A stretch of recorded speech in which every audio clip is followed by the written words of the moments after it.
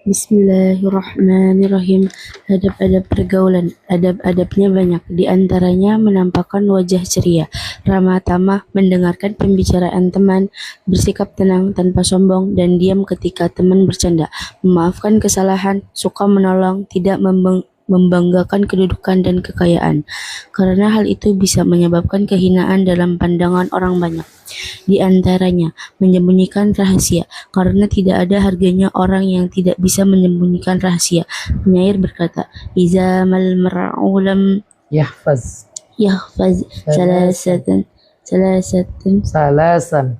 salasan Fabi'hu. walau biqafin min ramadi wafa'an lissadiqi wa bazla Ma mali wa kitaba Mana wa kitmana Sarairi fil Fuadi. fuadi. Apabila manusia tidak menjaga 3 perkara, maka juallah dia walaupun dengan segenggam abu. Kesetiaan kepada teman dan memberikan harta, serta menyimpan rahasia di dalam hati. Wallahu a'lam bishawab.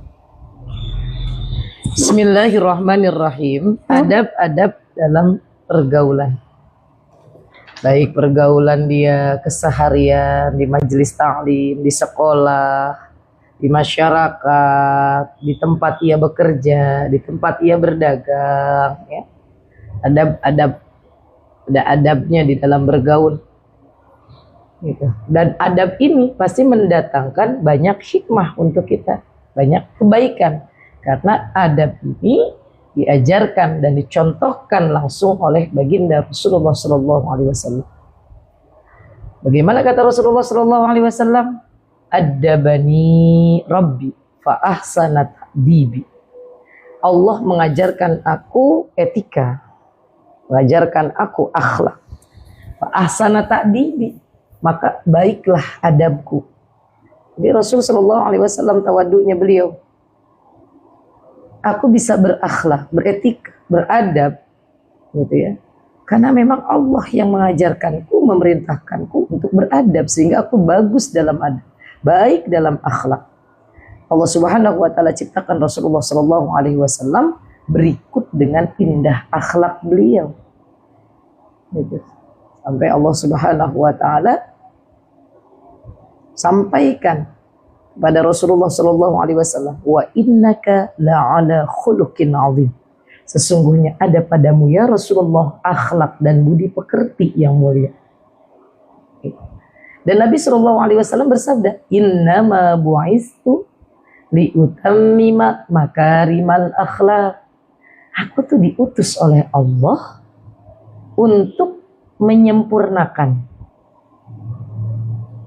kemuliaan etika, kemuliaan akhlak.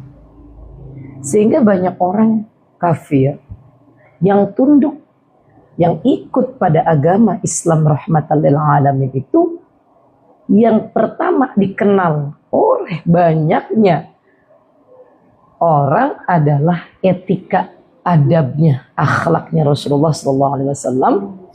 Ya karena adab dan etikanya Rasulullah SAW tersebut langsung dididik oleh Allah Subhanahu wa taala, dibekali langsung oleh Allah Subhanahu wa taala.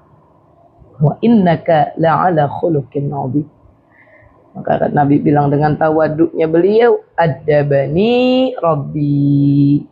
Allah lah yang mendidikku tentang akhlak. Fa ahsana ta'dibi, maka baguslah adabku, akhlakku, etikaku. Jadi kalau kita melaksanakan segalanya, ngikutin Nabi Muhammad, ya Nabi Muhammad itu ngikutin apa yang diperintah oleh Allah. Jadi nggak ada salah, bahkan sangat mulia, bahkan sangat indah kalau kita mengikuti Nabi Muhammad SAW. Dan ngikuti Nabi itu diperintah oleh Allah.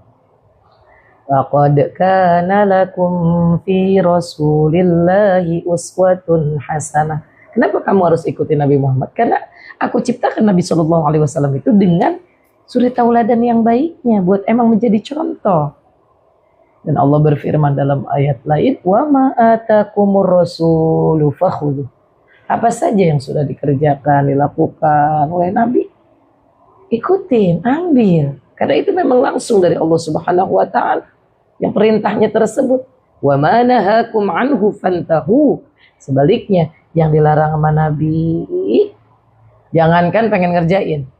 Justru kita harus jauhin yang dilarang sama Rasulullah, yang jauhin apa yang Nabi nggak demen, jauhin apa yang Nabi nggak suka, baik ucapan, pakaian, tempat kita tempat kita tinggal atau tempat kita yang kita tuju yang emang Nabi nggak suka, jangan. Walaupun kita senang, karena paling indahnya niat itu ingin membahagiakan Rasulullah, karena kalau Rasulullah bahagia, Allah ridhonya Nabi Muhammad jadi ridhonya Allah pada umatnya tuh. Maka kita ngaji pengen dapat ridho Allah, pengen girangin Rasulullah. Kita tutup aurat kita pengen dapat ridhonya Allah, pengen girangin Rasulullah. Suami berbuat baik kepada istri, pengen dapat ridhonya Allah, pengen gembirain Rasulullah. Karena kata Nabi, khairukum li ahli. Sebaik-baiknya kalian yang paling baik sama keluarganya, sama istri, sama anak.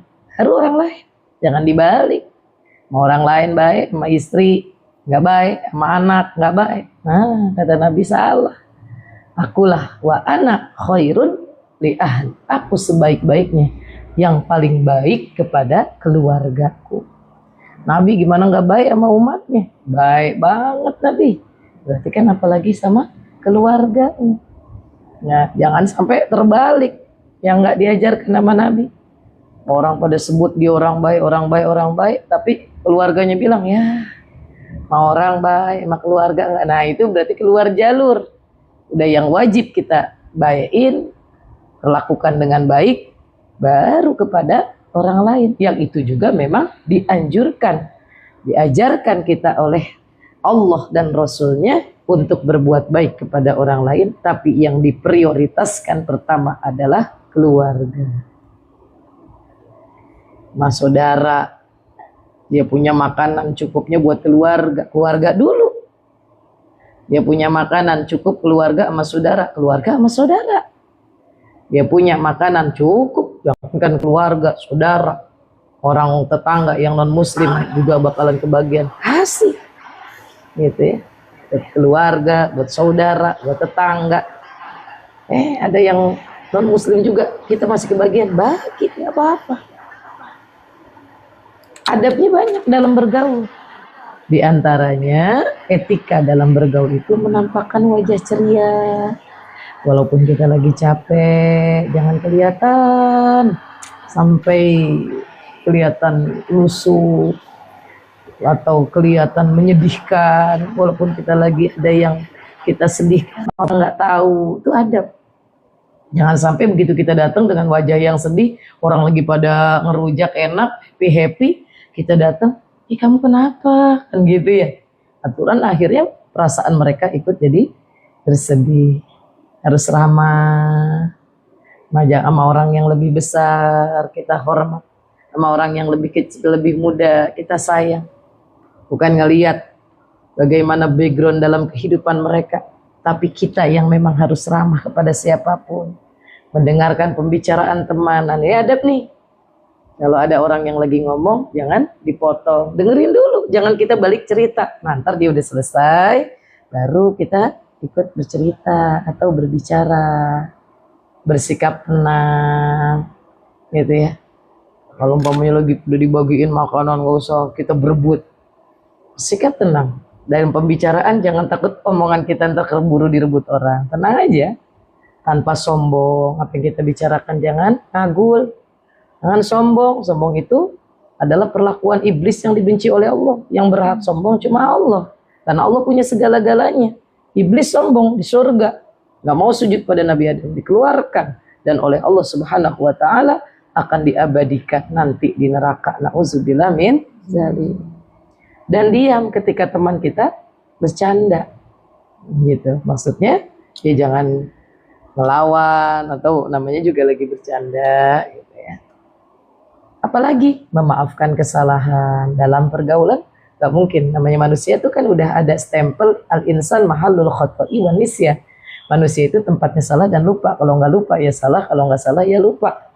Kalau nggak Umi yang salah, kalau nggak yang lawan bicaranya yang salah. Nah ketika Umi salah tolong dimaafkan. Ketika Antuna salah, ya insya Allah Umi juga belajar untuk memaafkan. Dan suka menolong. Dilihat ada temennya kita di sebuah majelis, temennya lagi beresin gulungin karpet atau lagi nyapu, buru-buru bantuin. Juga kalau dalam pergaulan tidak boleh membanggakan kedudukan dan kekayaan. Oh saya punya simpanan sekian, oh saya orang tua saya gelarnya doktor, umpamanya. Nggak usah. Dalam pergaulan kita nggak tahu, banyak bisa jadi di antara orang yang kita ajak ngomong bisa jadi mereka lebih tinggi dari kita. Jadi jangan membanggakan kedudukan dan kekayaan, berarti harus tawadu, merasa rendah diri. Dengerin aja. Karena apa? Karena hal itu bisa menyebabkan kehinaan dalam pandangan orang banyak. Meskipun memang iya dia kaya raya, meskipun memang iya dia punya kendaraan banyak, meskipun emang iya dia punya orang tuanya adalah orang hebat, tapi itu akan membuat kebencian orang lain atau hina dalam pandangan orang banyak. Ya. Apalagi yang harus kita lakukan dalam beradab bergaul, menyembunyikan rahasia. Kalau please ya, jangan cerita-cerita. Saya minta dibantu nih buat didengerin supaya tenang hati saya. Jadi udah dipesenin kan, biar kita amanah, jangan dibuka tuh rahasianya. Penyair berkata, "Idza mal mar'u lam yafal thalathan fabi'hu walau bikaffin min ramadin. Wafa'an lis-shadiqi wa badla malin wa kitmana as-sarairi fil fuadi. Idza mal mar'u lam yafal." Apabila manusia nggak bisa menjaga 3 perkara, maka tuh orang saking hinanya, juallah dia walaupun dengan segenggam abu. Saking berarti kan hina banget, rendah banget gitu, nggak ada artinya apa-apa segenggam abu. Orang yang nggak bisa jaga 3 perkara, jual aja tuh, walaupun harganya cuma segenggam abu. 1, kesetiaan kepada teman. Ini kalau orang udah nggak bisa setia sama teman. Yang kedua, memberikan harta. Dia nggak bisa ngasih harta, artinya dipelit. Yang ketiga, nggak bisa menyimpan rahasia. Kalau orang udah nggak setia, pelit, nggak bisa nyimpan rahasia, ada penyair, jual aja tuh orang. Artinya orang udah nggak ada harganya apa-apa, bahkan dihargakan dengan segenggam debu. Diperumpamakannya tuh kalau emang dia bisa laku sama segenggam debu, jualin aja tuh orang. Nggak bisa setia sama temen, lagi enaknya doang, lagi nggak enak pada ditinggali. Sampai-sampai kata seorang ulama mengatakan, kalau ingin kau mengetahui siapa temanmu, yang pertama ketika engkau susah, ketika engkau sedih, dan mereka yang mau mendengarkan keluh kesahmu, serta mereka yang mau mengingatkanmu untuk kembali ke jalan Allah. Jadi kita bisa mengakui bahwa oh teman kita tuh gitu ya.